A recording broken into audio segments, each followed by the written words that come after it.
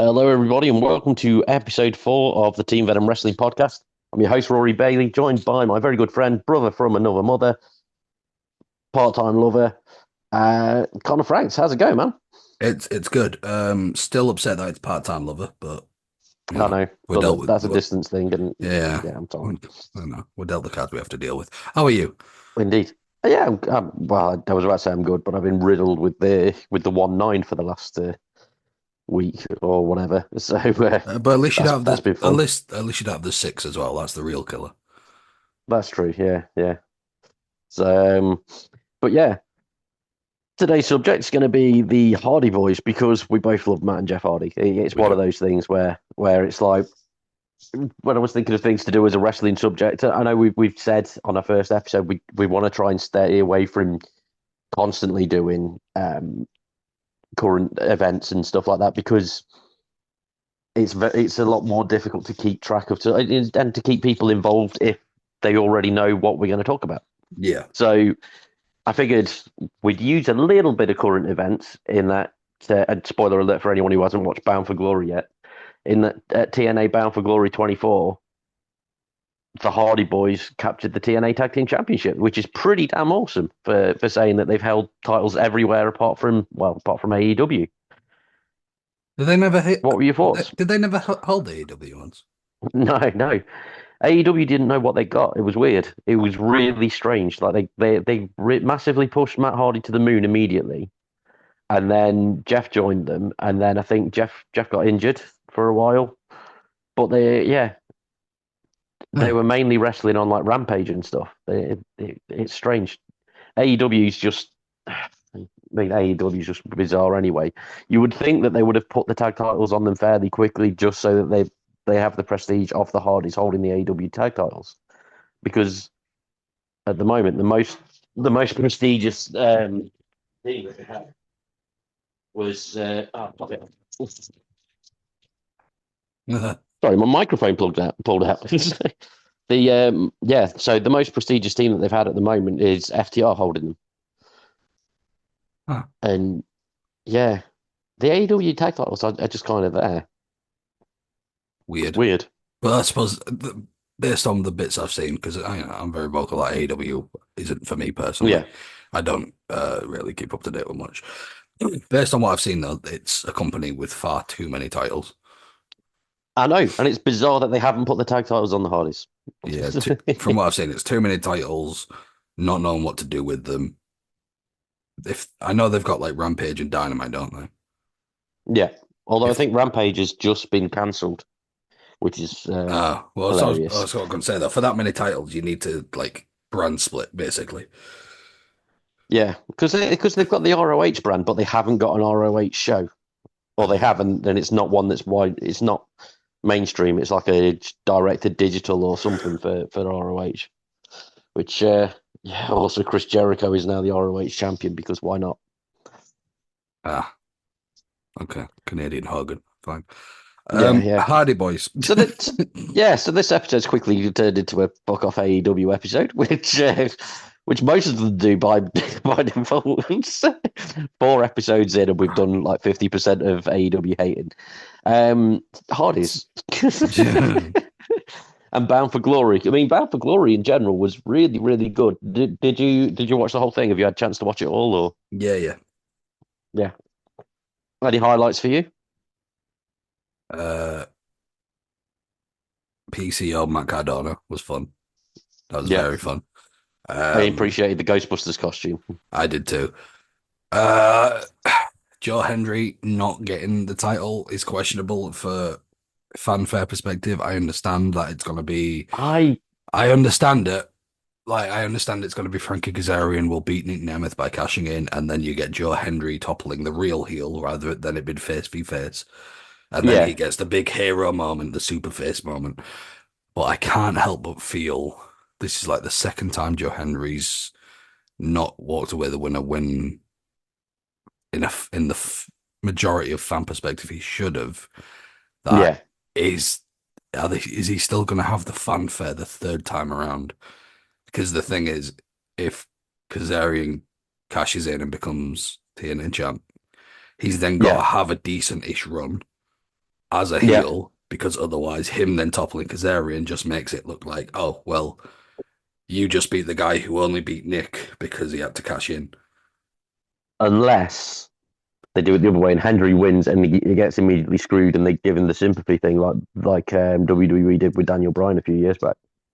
Yeah, but I think it's very different fanfare. Yeah, no, definitely. Don't get me wrong, Joe Henry's over as Rover. The dude's got it all, but Yeah, fans this day and age get massively behind someone hugely, but yeah, it's always for a limited amount of time. yeah. And I mean, Henry's a prime example of that because a good decade ago or something, he was massively over in the UK. Lots of his videos were going viral at that point, and then like ICW capitalized on that, but he was doing bits with TNA, he was doing bits with ROH, and none of them really capitalized on that at that point. And I think he could have gone bigger then, Yeah. but didn't. And so now we've got to the point where it's happening again, and there's all the coolness. Like, have you seen that he's entering the Eurovision Song Contest with his theme music? Is he actually officially, or is he trying to get It's being submitted for like one one of of the the potential options? entrants for the UK, which would be amazing if he actually gets it. Yeah, but then he's enter. The thing is, that would be cool to see him there, but then I think that hurts him because if they accept him because oh he's got fanfare all over, um, then the Eurovision Song Contest is massively political.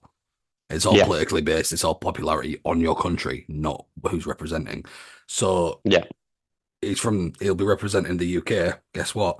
We're kind of hated worldwide. So that's true. he's gonna enter with his theme music and then come like bottom three out of what 50 odd countries. It's kind of not a Yeah, great look. yeah. Like get yourself in there, like apply for it, and maybe have a little small print note to them, like, don't really pick me. This is just it's a nice little skit. Yeah. But yeah, Well, and I I, mean, I thought the JBL thing at the end of the show was pretty yeah, cool as well. it was. Um, I'm still convinced that good old Jables is putting together former WWE stable. yeah, Whether or not it's for WWE, but he's still contracted there, so I don't know. Or it's I don't know. I don't know. Maybe they're letting you him do his know, own thing. Who knows? we did a NXT versus TNA podcast the fantasy booking thing Yeah. last episode. We could have actually thinking about it. We completely forgotten about the JBL thing. No, no, I'm sure we mentioned Team Jables versus Team NXT. Did we? I'm sure we did.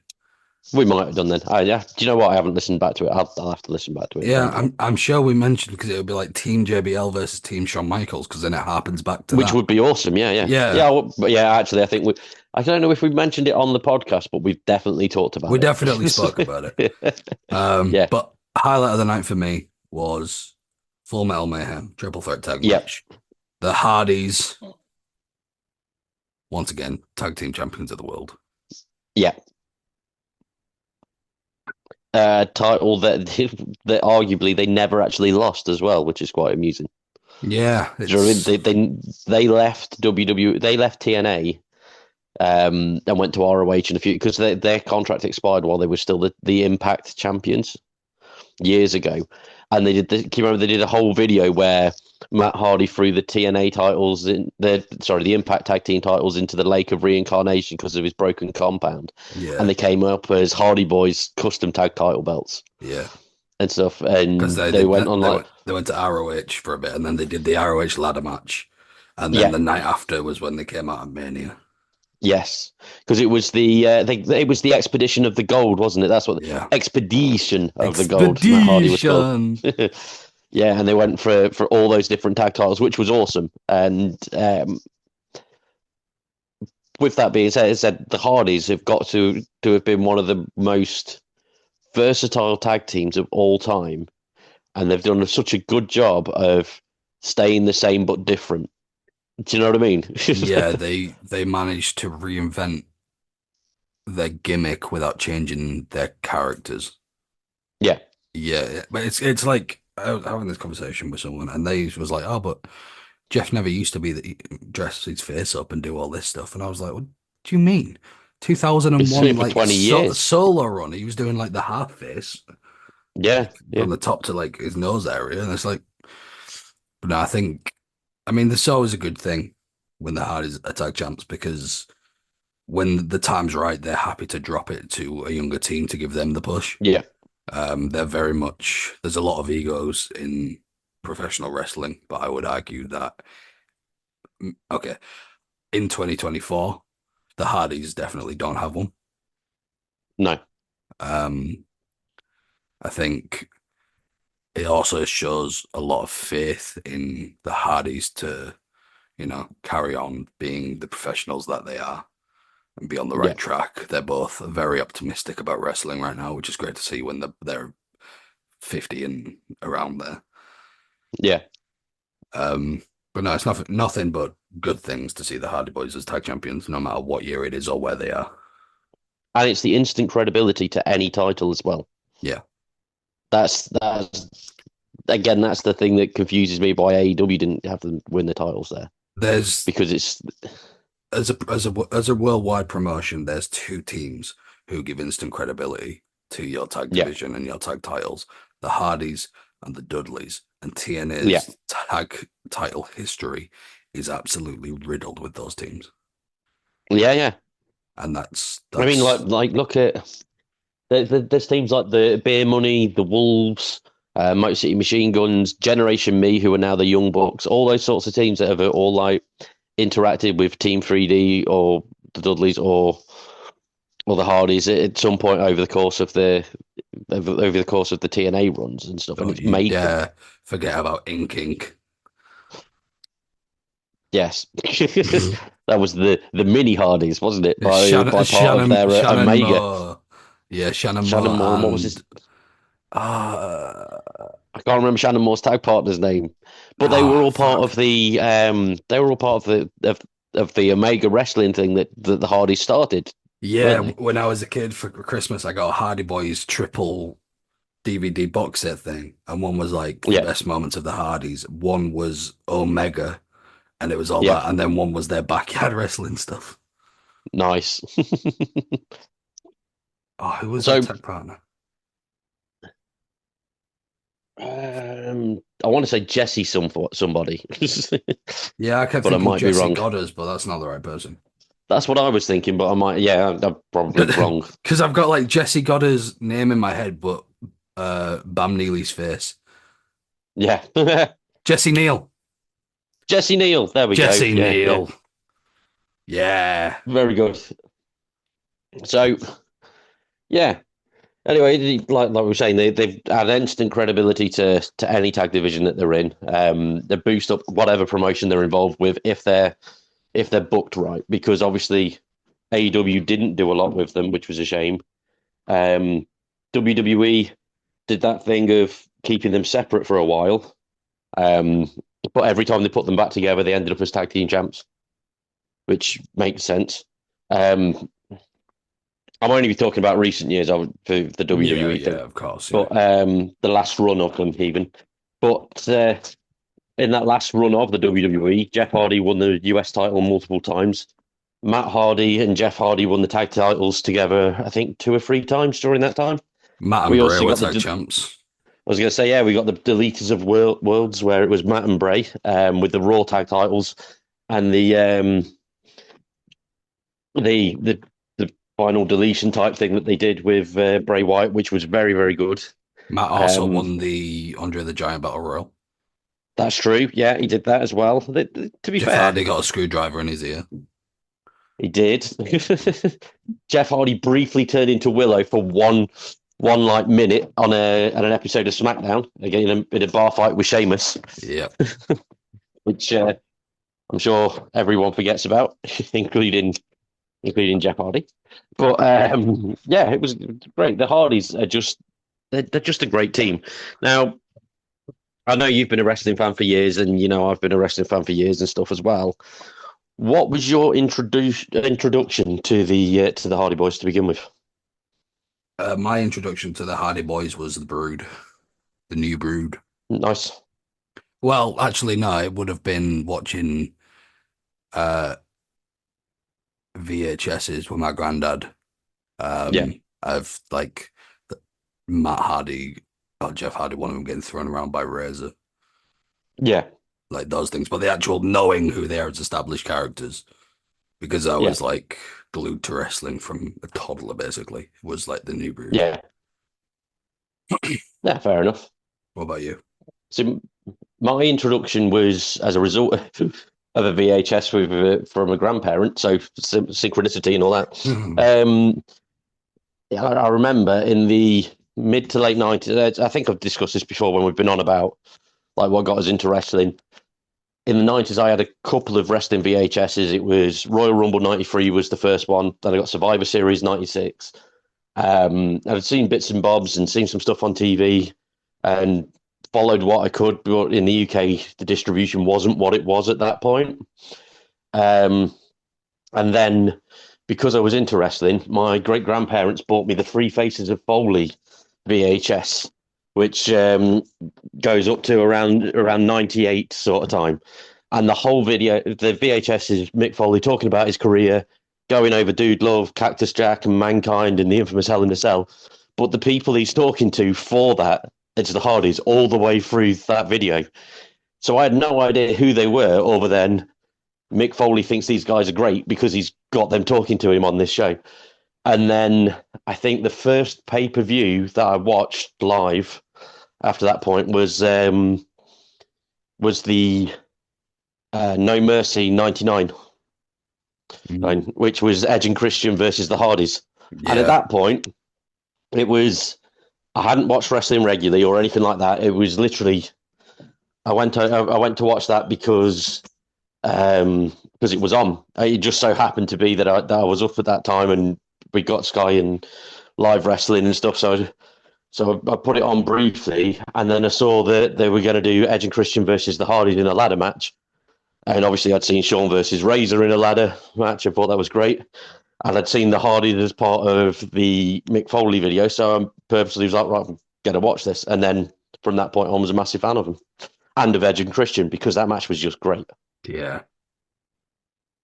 So, in fact, the next wrestling VHS I got, well, not the next pay per view that I then stayed up to watch live from that would have been Royal Rumble 2000, which saw the Hardys take on the Dudleys in a tornado tag tables match, which was great. And that was Triple H Cactus in Street Fight as well.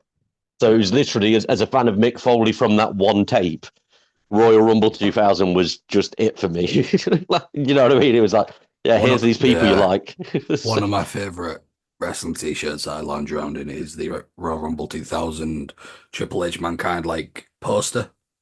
Yeah, Yeah, it's great.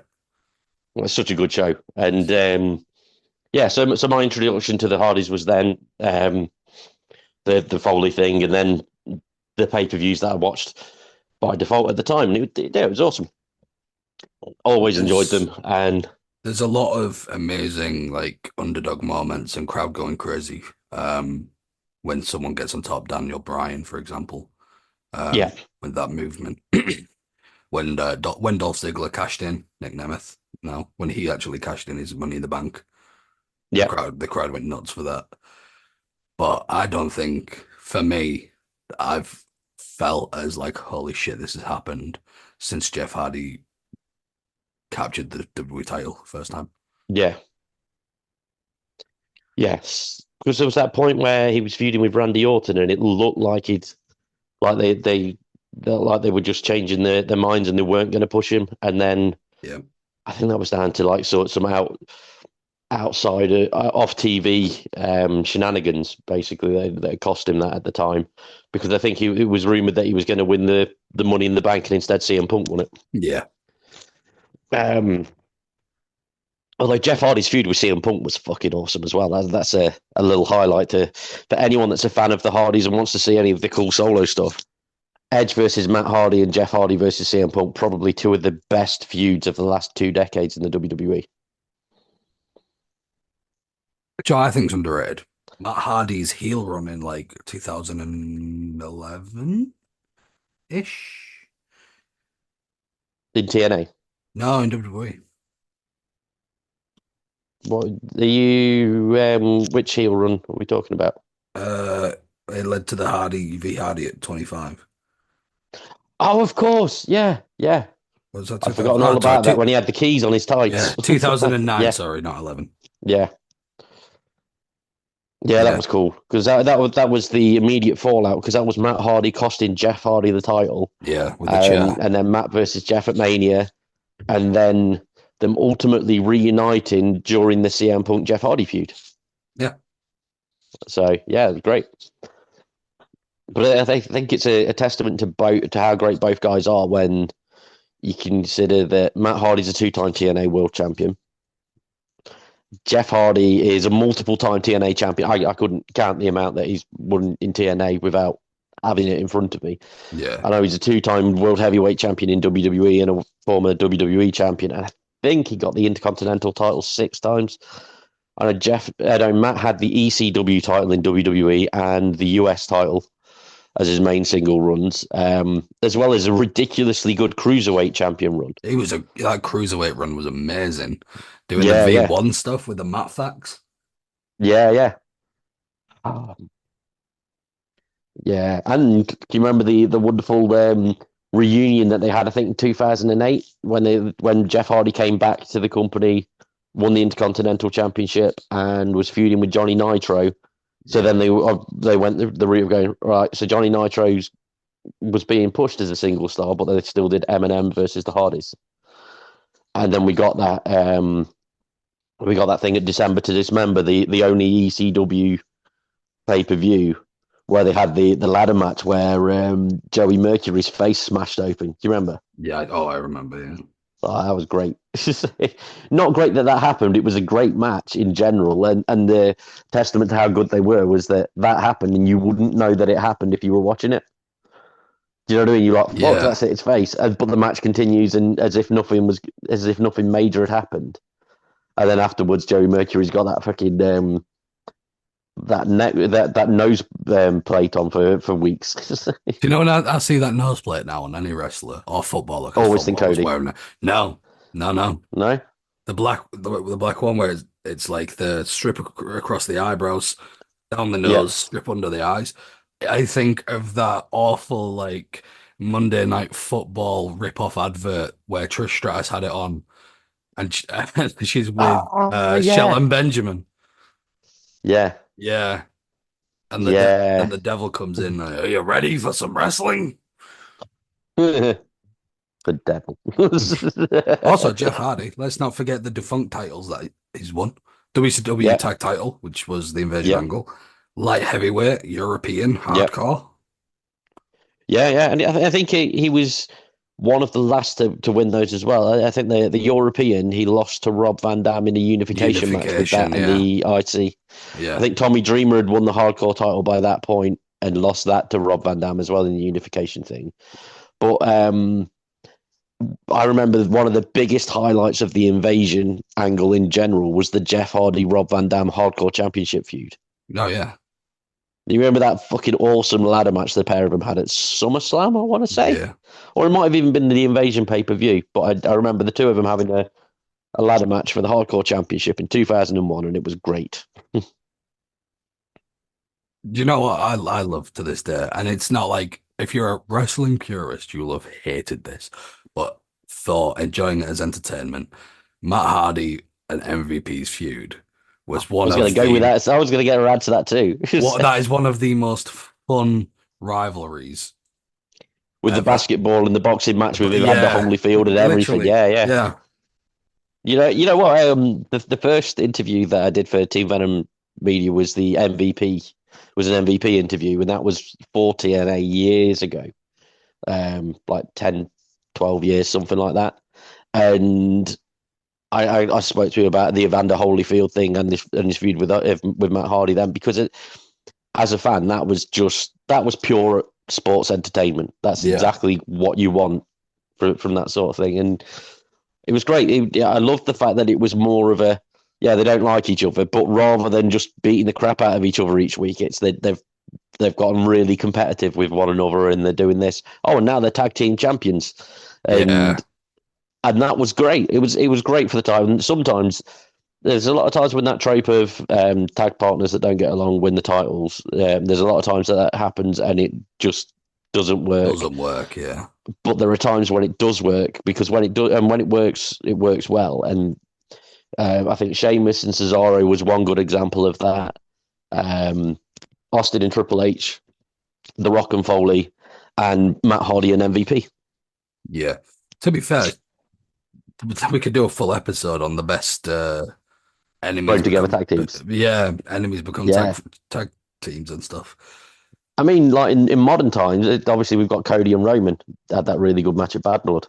Yeah, But I think one team that I would like to actually see in modern WWE would be Drew and CM Punk. I think they would make a great enemies become tag team sort of thing.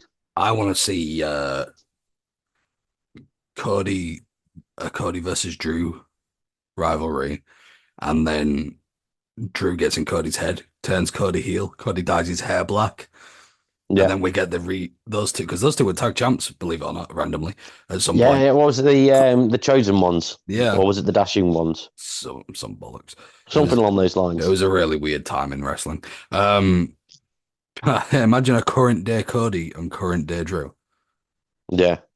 Like Cody comes out with the instead of white trunks, they're black, and it's instead of it being American flags, it's like just fucking red, and he goes like full. Oh, I'm a heel now. I must wear black. Goes full on American Nightmare sort of thing. Yeah, Yeah, that'd be yeah. awesome. But yeah, so we'll round this up. We'll cap this off and stuff with favorite Hardy Boys matches without going into too much details, because we'll do this to recommend for our viewers or listeners or whatever to check out on either the WWE Network or TNA Plus. Um, Hit me with what should we say? Three each. Okay, I'm gonna hit you with one, but I'm gonna loophole you, so fuck you. Okay. I'm gonna Well, hit because it's you not with on either of those apps. no, because it's not one match. Go and watch the entirety of the Jeff Hardy versus the Wolves best of three. Yeah, That's I was them. annoyingly going to go for that. Yeah, There was I'm going to counter that as well with one of my three and go for the Hardys, the Wolves, and Team 3D when they did that as a triple threat tag match.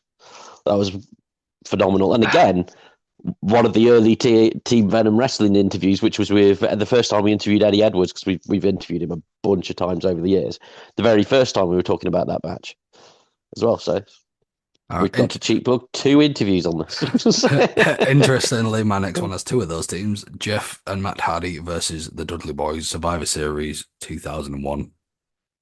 Oh, that was the unification match at the end of the invasion, wasn't it? Yeah, The cage match where when they first were building to the Matt versus Jeff, and it didn't quite work yeah. because Because that's then led to Undertaker as the American Badass beating the tar out of both of them and Lita, and that's how they ended up back as a team, was because Taker just beat the shit out of them all. Wrestling. one more Sticking on each. yeah. Well, I haven't done my second, so I'm Oh, gonna yeah, you haven't. keeping it with the theme of Hardys versus Dudleys. I'm gonna say that 2000 Royal Rumble tables match. Yes. And obviously, honourable mention is all the TLC stuff that Hardy's, Edge, and Christian and Dudley's did. I figure they're an obvious pick for any wrestling Yeah. fan, You so don't we need. should just ignore those. So, yeah, one more each. Um. hmm.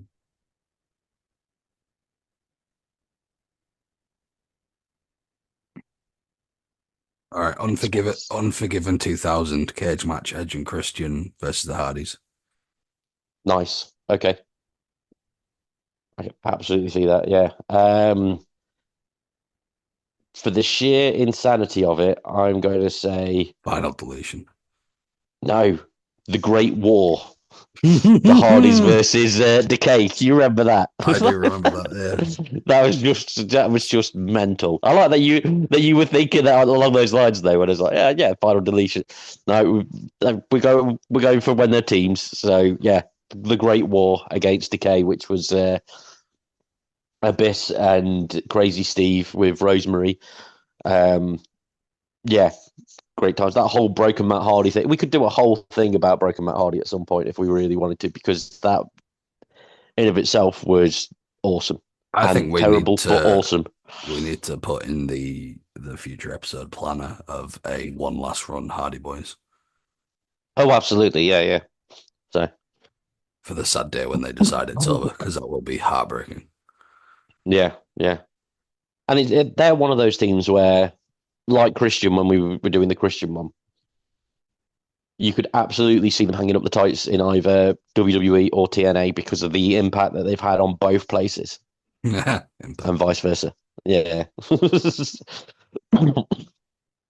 Well, we'll wrap that up because obviously I'm starting to cough a lung up because the vid is taking me. Thank you everyone for listening. Thank you, Connor, for being here. I apologise for not being my usual enthusiastic self, but riddled. But With everything. yeah, if you with like AIDS, syphilis, gonorrhea, gash they call it, don't they? Gonorrhea, AIDS, syphilis, and herpes. That's what I've got, the gash. The No, TLC I triple think it's threat of the STD world. no. In all seriousness, it's just the COVID. The COVID is back. It is git. So let's see, it's attacking me now. It knows because it didn't appreciate what I just said about it. But yeah, thank you everyone for listening and for checking us out on YouTube, for checking us out on Spotify, all that stuff. See you next week, unless the COVID takes me in my sleep. In which case, I'll see you next week.